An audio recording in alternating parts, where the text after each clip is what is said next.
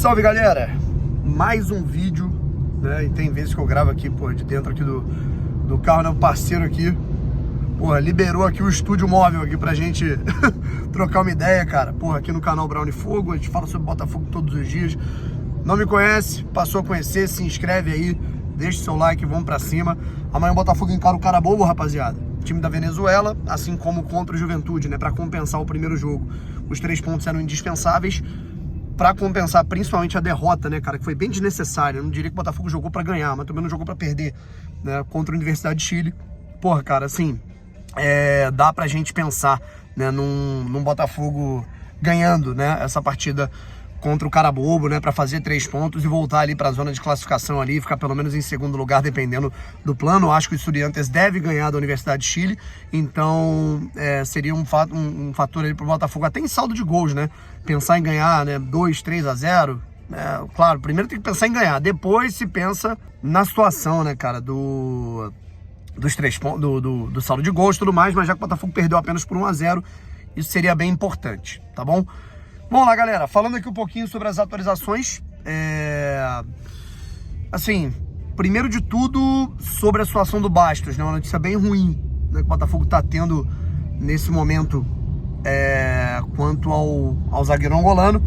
Informação lá do canal do TF de que o Botafogo, né, infelizmente a lesão que ele teve no joelho não vai ter jeito, né? A gente já havia informado aqui no canal Brown e Fogo há umas 5, 6 semanas, quando o Bastos estava realizando, né, o tratamento dele no joelho, né, que o Botafogo ele estava tentando fazer um tratamento conservador. O Bastos foi escalado naquela partida contra o Novo Horizontino, num amistoso. Eu falei que, porra, assim, cara, não sei até que ponto era necessário colocá-lo num amistoso, não sei até que ponto ele também forçou para não perder a posição. Fato é que a gente teve aí um planejamento horroroso, eu diria que em relação a escalar ou não alguns jogadores, escalar jogadores que estavam voltando de lesão ou não. É aquilo, a galera fica puta, Bruno, você corneta demais, mas nesse sentido vocês sabem que eu tenho razão. E muitos de nós aqui que falamos, aqui temos razão. A falta de planejamento, não é que o planejamento foi ruim ou bom. A ausência de planejamento no início do ano do Botafogo vai fazer com que o time perca o Bastos por um semestre. E sabe quem paga com isso?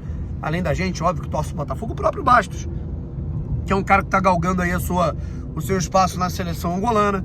Recentemente o técnico da seleção angolana ficou puto. Porra, o Bastos foi jogar amistoso, não tava aqui com a gente pra jogar pelas eliminatórias da Copa do Mundo. Pode perder espaço numa próxima convocação. O sonho do cara é jogar uma Copa do Mundo pela seleção de Angola. Perde o próprio jogador, que tem que ficar lendo, né, que ele é chinelinho, que ele não quer, que ele vive no DM, rei do DM.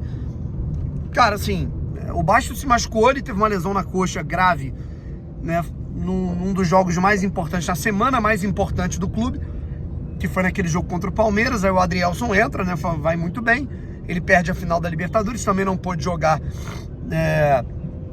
no Mundial, volta, né, e aí mantém a preparação na pré-temporada. Então o que acontece? O Botafogo me acha de bom tom, o Carlos Leiria me acha de bom tom, colocar o Bastos para jogar pela primeira vez desde que ele atuou contra o Palmeiras, em novembro do ano passado, num jogo em Moça Bonita, num pasto, numa partida contra o Nova Iguaçu, que não valia de porra nenhuma, né? Num primeiro momento você pensa, pô, o Carlos Leiria errou, né? Erra, claro, mas é aquilo, o profissional ele tem que pensar em si, né? Ele tava pensando na pontuação dele, né, no time dele ganhando, e evidentemente na equipe pontuando para chegar a uma semifinal de Campeonato Carioca. Fato é, né, que o Bastos se machucou, recebeu uma chegada, virou o joelho e teve uma lesão gravíssima. E aí com isso a gente está tendo o Bastos lesionado. Um dos temas, né, que a gente ia abordar aqui nesse momento era o Jair, né? O Jair tá jogando muito bem pelo Botafogo, sabe? É aquilo que a gente falou. Não confundam o fato de vocês não quererem que o Tiquinho vá pro Santos com, vai trocar o Tiquinho por um zagueiro que é uma aposta, esse Jair é uma merda. Vocês estão ficando malucos, cara. O moleque joga muito. Falei isso aqui antes da contratação, quando estava sendo especulado. O Jair é um baita zagueiro, um jogador de quase 2 metros de altura, ganha tudo pelo alto, é um cara que pelo chão também ganha bem. É o zagueiro mais rápido, né? Se você pegar aí da idade dele, do ponto A até o ponto B, e com a altura dele, cara, você achar um zagueiro dessa velocidade, com essa estatura, com essa altura, um cara que tem esse ganho pelo alto e pelo chão, é absurdo. É um jogador ambidestro, é um cara que constrói, você tem que colocar ele na direita, ele constrói, colocar ele na esquerda, ele constrói. Um zagueiro completo, cara. Não à toa, ano que vem já tá na Europa.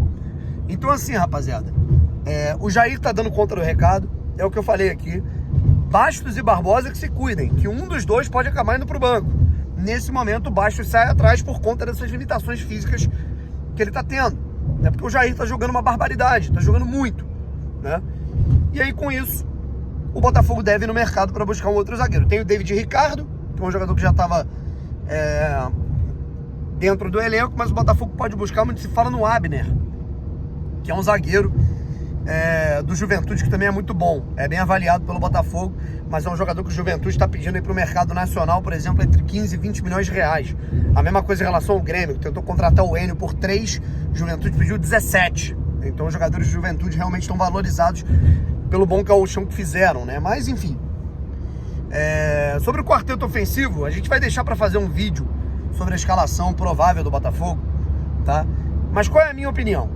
Entendendo que o Botafogo vai enfrentar uma equipe de menor qualidade, o Carabobo digamos, a baba do grupo, a gente não pode desmerecer ninguém, mas tem que falar as coisas como elas são. O Carabobo é o time mais fraco do grupo. A Universidade de Chile é um time chatinho, apesar de fraco. Tem o Botafogo, tem o Estudiantes, que é um time que, na minha opinião, eu falei isso antes, né? Eu acho que ele é favorito até para ficar em primeiro lugar no grupo. Eu acho que o Botafogo deve ficar em segundo. E o Carabobo realmente é um time muito ruim. Tendo em vista essa situação, claro que a gente não pode esquecer o aspecto defensivo, mas o Botafogo ele tem que pensar num quarteto, eu acho, mais móvel. Com isso, eu tiraria o Patrick, manteria Marlon e Gregory, deixaria o Savarino centralizado, de um lado o Santiago, do outro o Arthur, e mais à frente eu colocaria o Mastriani, tá? Não sei qual vai ser a ideia dele, se ele vai colocar ali um jogador mais móvel para jogar no ataque, não seria a minha escolha, tá? O Igor Jesus, para quem não se lembra, tá suspenso, porque foi expulso de maneira infantil do jogo contra a Universidade de Chile no fim da partida, e o Mastriani eu acho que ele vai fazer a sua estreia como titular no Botafogo. Entrou ali faltando um pouco, eu acho que eu teria colocado o Mastriani um pouco antes, na partida contra o Juventude.